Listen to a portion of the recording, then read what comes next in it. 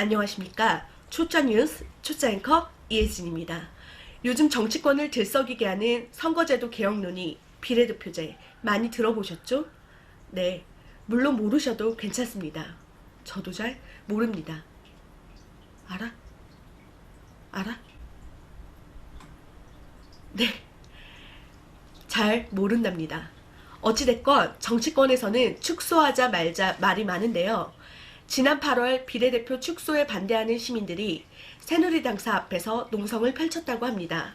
이어 9월에는 정의당 의원들도 비례대표 축소를 반대하는 국회 농성을 했다고 합니다.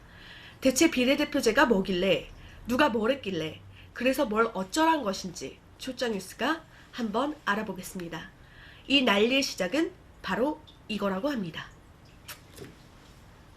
2014년 10월 30일 헌법재판소가 국회는 3대1의 선거구별 인구 편차 기준을 내년 12월 31일까지 2대1 이하로 개정하라는 판결을 내렸습니다. 따라서 2015년 현재 62개구의 선거구가 조정될 것이라고 합니다.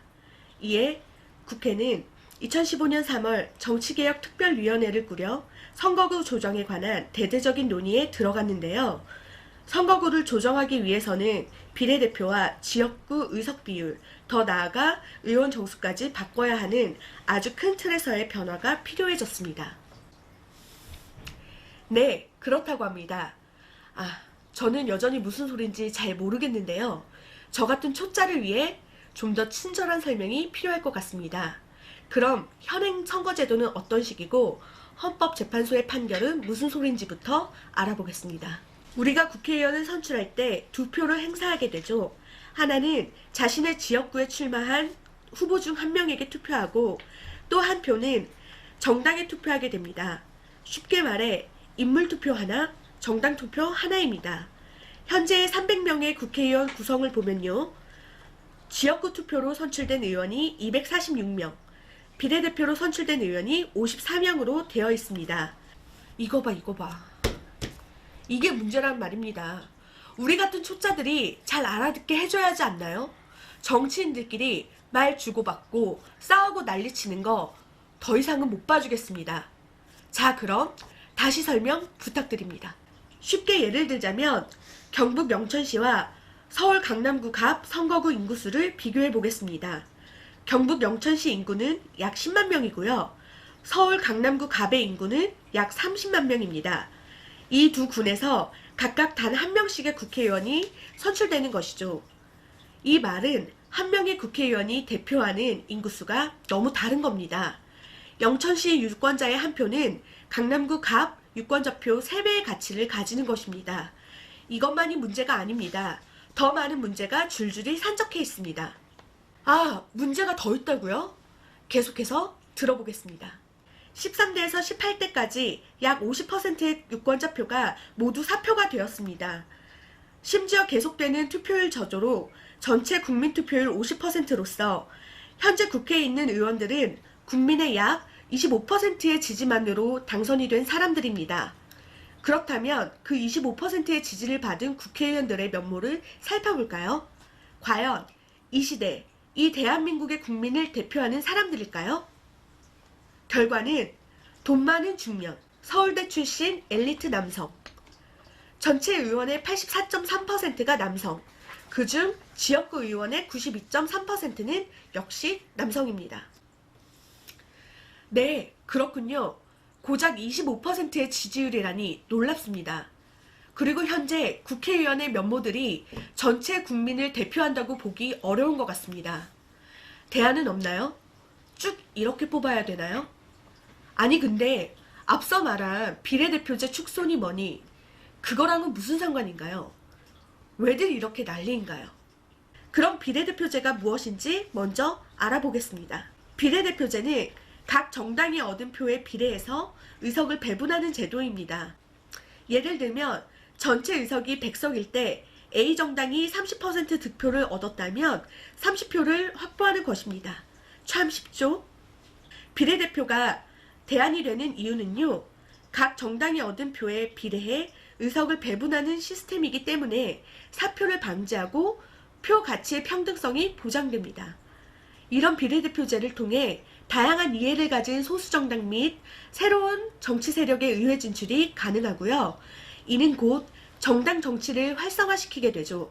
비례대표제는 국민의 의사를 올바르게 대변하고 여성을 비롯한 정치적 소수자의 대표성을 보장함으로써 민주주의의 이념을 실현할 수 있는 최소한의 장치입니다. 비례대표로 선출된 의원들의 의정평가는 평균보다 더 좋고 발의 법안을 비교해 보더라도 지역구에 편향되어 있는 정책이나 제도가 아니라 국민 전체를 위하는 법안을 발의한 것으로 나타났습니다. 우리나라의 경우 유권자의 표와 국회 의석수가 불일치하는 정도가 무려 22%나 되는데요. 이것을 불비례성이라고 합니다. 이 불비례성이 높을수록 국민의 의사를 온전히 반영할 수 있는 선거제도가 아니라는 뜻입니다. 우리나라는 타 국가에 비해 월등히 높은 수치를 보이고 있는 상황입니다. 22%가 불비례성이 높은 수치라고요? 그럼 해외 사례는 어떻습니까? 유럽 국가들은 어떤가요? 네덜란드에 나가 있는 이혜진 특파원 불러보겠습니다. 이혜진 특파원, 네덜란드의 선거제도 불비례성 어떤가요? 네, 암스테르담에 나와 있는 이혜진입니다. 네덜란드는요, 1%입니다. 이번엔 독일을 알아보죠. 독일 베를린에 나가 있는 이혜진 특파원 불러보겠습니다. 이혜진 특파원. 네, 베를린에 있는 이혜진입니다. 독일이요, 2.5%입니다. 그렇군요. 그럼 덴마크에 나가 있는 이혜진 특파원 불러보겠습니다. 이혜진 특파원. 네, 덴마크 코펜하겐에 나와 있는 이혜진입니다. 덴마크는 1.6%입니다. 특파원 여러분들 수고하셨습니다. 잘 알겠습니다. 아니 그런데 이 나라들은 뭐 이렇게 낮은 겁니까? 왜 이럴까요? 그 이유를 한번 알아보겠습니다. 실제로 조사 결과를 보면 상위권에 속한 모든 나라들이 모두 비례대표제를 실시하고 있는 것으로 밝혀졌습니다. 우리나라 역시 비례대표제가 있지만 그 실효성이 의심될 만큼 낮은 순위에 랭킹되어 있습니다. 그런데 우리나라의 경우 이 좋은 제도를 현재 많은 정치인들이 반대하고 있다고 합니다. 비례대표제가 확대되면 인구가 적은 농어촌 지역 선거구가 축소되고 지역 선거구 축소로 본인의 지역구가 위태로워지는 정치인들이 소위 밥그릇 뺏길까봐 걱정되는 거군요. 국민의 의사를 반영할 생각은 안 하고 본인들의 앞날 걱정에 전전긍긍하는 모습을 보이니 참으로 안타깝고 참담합니다. 마지막으로 기상뉴스입니다. 이혜진 기상캐스터 나와주세요. 20대 총선의 기운이 한반도로 점차 몰려오는 가운데 중부 지역 서울 여의도를 중심으로 비례대표제 소용돌이가 몰아치고 있습니다. 현재 소용돌이의 양상이 19대와 같은 먹구름을 형성할 가능성을 보이고 있는데요. 19대 총선이 보인 엄청난 표의 불비례성으로 인해 영호남 지역이 하나의 당으로 쏠리는 현상을 만들었었죠. 이로 인해 한반도 전체를 뒤덮는 맑고 쾌청한 날씨를 기대하기는 어려운 상황입니다. 영호남 새누리 기압이 압도적이고 호남 지역 새민영 기압이 역시 압도적입니다. 전국에 퍼져있는 소수정당들은 이렇다 할 기류를 형성하지 못하고 세력이 점차 줄어들고 있습니다. 이렇게 한쪽 기압이 절대적인 가운데 각 지역에서 발생한 사표들이 국민들의 울분을 품고 정치불신 먹구름을 형성했는데요. 현재 여의도에 생성되고 있는 비례대표제 소용돌이가 축소 양상으로 결론난다면 한반도 정치 지형은 앞으로도 두꺼운 구름층을 벗어나지 못할 것으로 예상됩니다. 그러나 비례대표제가 확대된 선거제도가 한반도에 정착된다면 국민들이 행사한 모든 표가 정치에 반영되고 지금의 정치불신의 먹구름이 흩어져 전국에 맑고 쾌청한 날씨가 이어질 것으로 기대됩니다. 지금까지 정치기상캐스터의 이혜진이었습니다. 네, 오늘 비례대표제에 대해 아무것도 모르던 초짜인 제가 여러분들과 함께 좀 알아봤는데요. 비례대표제, 알면 알수록 좋고 현재의 정치판, 알면 알수록 실망스럽습니다. 오늘 많은 이야기를 전달해드렸지만 아직도 전해드릴 말씀이 많습니다. 아시다시피 내년에는 총선이 예정되어 있습니다. 우리나라 정치를 보다 건강하고 국민의 곁에 가까이 하기 위한 골든타임이 얼마 남지 않았습니다. 기득권 정치인 입맛에만 맞춘 정치개혁, 이제는 멈춰야 합니다. 멈출 수 있게 하는 방법이요? 바로 우리 같은 초짜들의 관심입니다.